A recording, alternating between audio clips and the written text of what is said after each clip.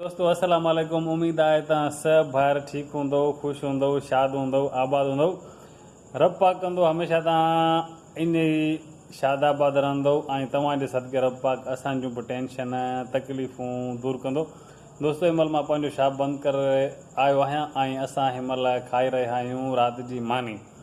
दोस्तों video upload करण में ठाहिण में थोरो टाइम लॻी वियो, अॼु कमु तमामु घणो हुयो, पर तव्हांजी हिकु लाइक सां, तव्हांजे हिकु सब्सक्राइब सां आउं वायरल कोन थी वेंदुसि। असांखे सिर्फ़ु ख़ुशी थींदी आहे, त कंहिं असांखे लाइक कयो आहे, कंहिं असांखे सब्सक्राइब कयो आहे।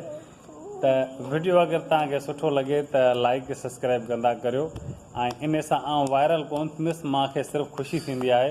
त दोस्तो तव्हांखे मां ॾेखारियां थो त असां अॼु गोश्त बि तयारु कयो आहे ऐं अछा चांवर। ग़रीबाणो आहे, जेको हाल आहे त हे तव्हां ॾिसंदा हूंदव दोस्तो।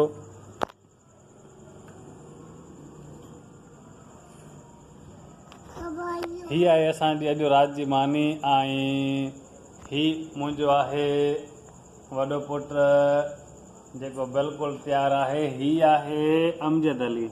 मानी खाईंदे बाबा? बुख लॻी आहे? Thank U. त दोस्तो वीडियो ॾिसण जे लाइ तव्हांजी तमामु घणी महिरबानी ऐं उमेदु आहे तव्हां सभु भाइर मुंहिंजी सपोर्ट लाज़मी कंदो ऐं आउं तव्हांजो हिकु सिंधी भाउ आहियां ऐं हर माण्हू जूं ख़्वाहिशूं हूंदियूं आहिनि। असांजी बि ख़्वाहिश आहे त आउं बि हिकु यूट्यूबर थियां ऐं इहा ख़्वाहिश पूरी करण में तव्हां सभिनी भाइरनि जी सपोर्ट लाज़मी हूंदी। उमेदु आहे तव्हां मुंहिंजी सपोर्ट लाज़मी कंदो।